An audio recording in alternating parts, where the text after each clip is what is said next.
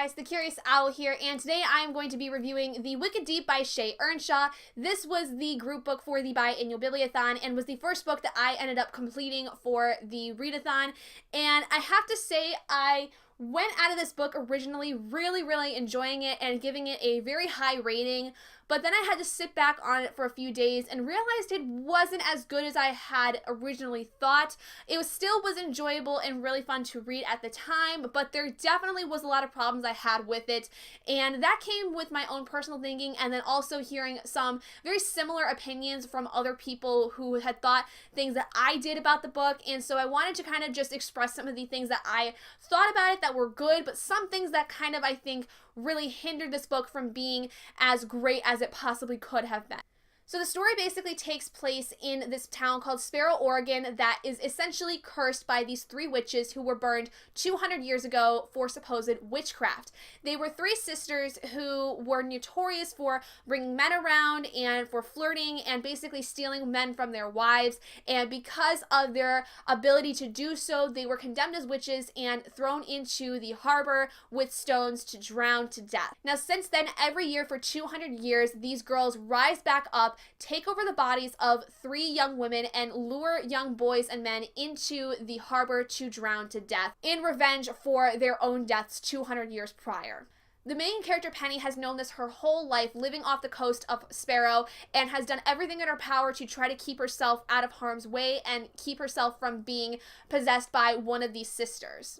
But when a new boy named Bo moves into town, Penny has this very strange connection to him and feels as if she must protect him from these sisters and from this curse that is placed upon this town. And with him, she tries to find out a way to stop this curse from happening and stop these girls from coming again and again to kill more and more young men.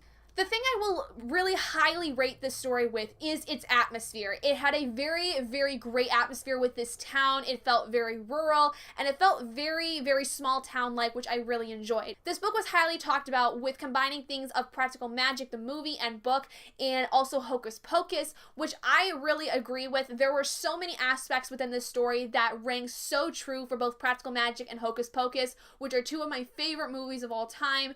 And I just really think, though, that because of that, it hindered a lot of my reading of the story because it almost felt like I was trying to cherry pick the things out of this book that reminded me of Practical Magic and or Hocus Pocus. But I do appreciate how this story kind of blended these two ideas together in a sense and kind of made it its own story. But I also just felt that I spent a lot of time of the story trying to find the things that, were significantly resemblant of both of those movies. The island itself actually reminds me of the island that is in Practical Magic because of the feel of it and the fact that everyone is kind of trying to keep themselves away from these witches even though they are so intrigued by them at the same time, and it's just got a really small town feel like Practical Magic did.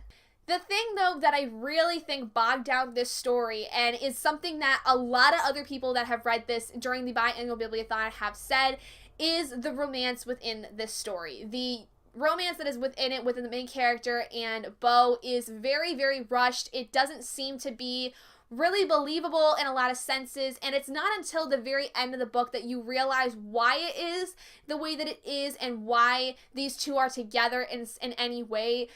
But even with that revelation at the end, it felt so unnatural and so awkward throughout a lot of the story that I think that this story would have been fine if there had been no romance, or I think that if it would have been longer, maybe there would have been more time dedicated to the romance to make it a little bit more natural feeling and a lot more natural growing, because this book is very short. It's only like 324 pages, and a lot of people were saying, and I agree with, that because of the short length of the book, there was so much that could have been implemented that could have made it longer and even better. And I think that had it been extended, it would have made the romance a lot better and a lot more cleaner and crisper and a lot more believable, in my opinion. Or else just completely removing the romance involved with it and, giving the ability to have more room for the supernatural elements that could have been involved with the story.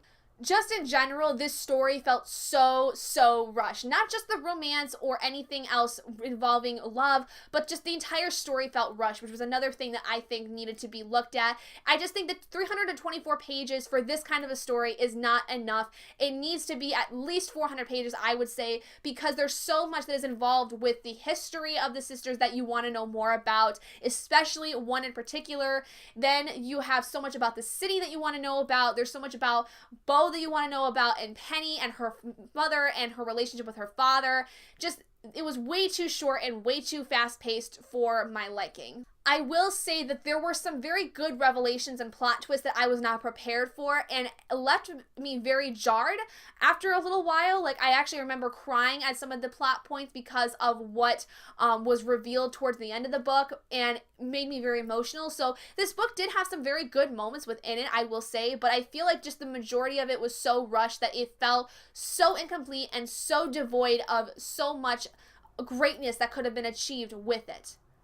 The supernatural elements, too, were very minimal, despite the fact that this is considered a supernatural story, considering that this deals with 3 girls who come back from the dead every year to inhabit bodies and lure young boys into the water.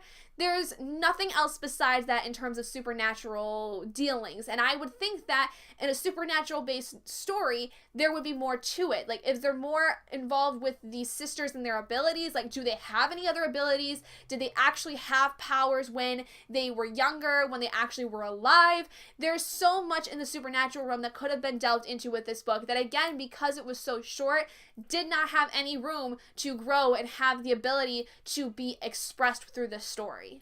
The characters even themselves had little to no development throughout the entire story. I think, if anything, there was one sister who was involved with the story that grew, and I think it was a bit of a cop-out the way she grew, in a sense, but I don't know. I feel like none of these characters really grew at all, and again, because of how short it is, that has a huge impact on the story and the way that this story develops. I just wanted it to be longer, for God's sake. So with all that being said, I ended up reading The Wicked Deep by Shea Ernshaw, 3 out of 5 stars on Goodreads. I originally had marked it 4.5 out of 5 stars, but upon further reflection after the Biannual Bibliothon, I realized that this book definitely had a lot of room that could have been improved upon, and it definitely needs it, because this book is way too short for this kind of a story, and so needs a heavy revision work on it and extension on it, because there was so much that could have been involved with you that you didn't give me and I wanted more from. But thank you guys so much for joining me in this review for The Wicked Deep by Shea Ernshaw, which was a bit of a letdown, but was overall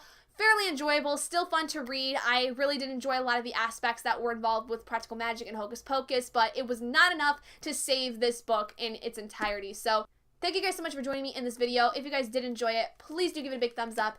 And if you're not already and you'd like to be, hit the button down below and subscribe to become an owlet in our flock. And I will see all of you guys in my next video. Bye, guys.